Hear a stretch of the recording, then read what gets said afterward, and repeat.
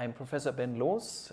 I'm an associate professor at the Department of Physiological Sciences here at Stellenbosch University, where I lead the Neuro-Research Group. The main focus in our team is to understand neurodegenerative diseases. So I would like to speak a bit about what neurodegenerative diseases are and how science can assist in advancing our understanding so that we as a society can improve on our treatment strategies. Neurodegenerative diseases describe a scenario where the cells in the brain start to become sick. And they become sick over time, so this is not something that happens overnight. There are a few main diseases that fall into this. One of the key ones that we are focusing on is Alzheimer's disease. Now, what happens when these neurons become sick?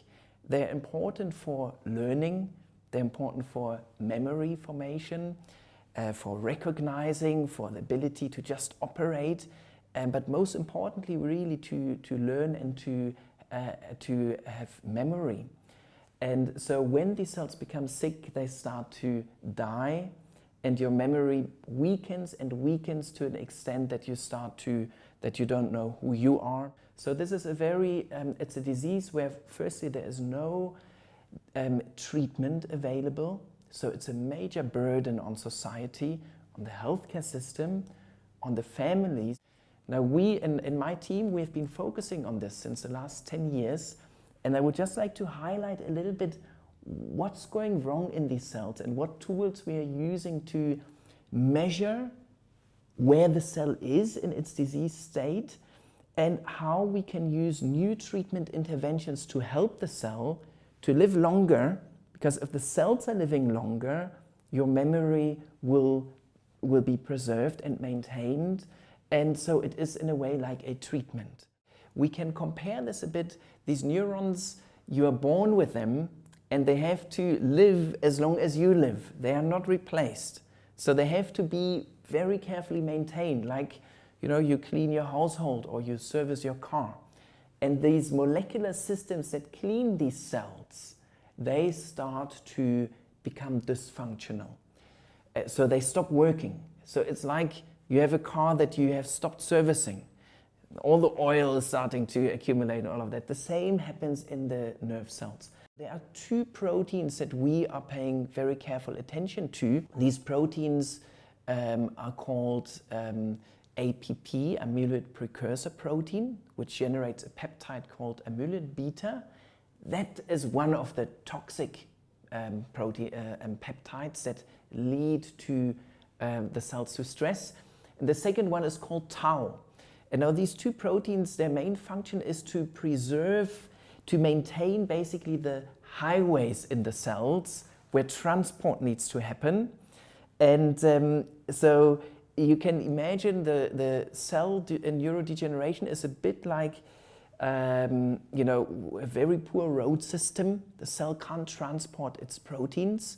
Then these proteins start to accumulate and become sticky, and the cell is becoming sicker and sicker.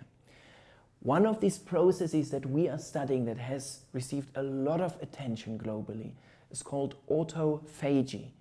Auto from cell, phagy from eating. So it's a system where the cell degrades and services its parts. So it's like a service system. And the parts in the cell that are very, very important are proteins. So we are basically using tools to measure this process, autophagy. We visualize it, and we design treatment avenues to help the cell to clean itself better. So what is the help that we are providing? On the one side, we are providing new mechanisms that are responsible for the disease progression. So we are providing new information that hadn't been there before, that allows us to speak to the pharmaceutical industries to say, this is a target that needs to be assessed for new drugs. Then, of course, because we are in physiology, we work with lifestyle. So we are assessing to what extent, for example, your lifestyle, exercise, the kind of diet, the background diet that you're consuming and your lifestyle, how that can impact and actually assist you in decelerating, so kind of having a slower rate of progression. And for us, that is a very important aspect, because there's a lot of possibility in changing a few aspects in your lifestyle and actually impacting your either disease progression or your probability to develop it yourself. Then, of course, communication.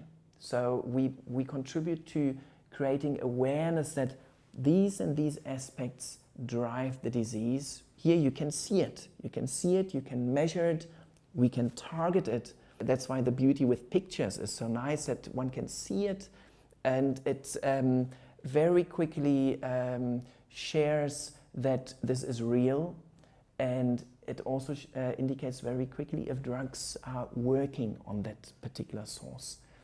So, of course, for us, it's communication. It's fundamental work that can translate to the patient, as we say, to really impact society.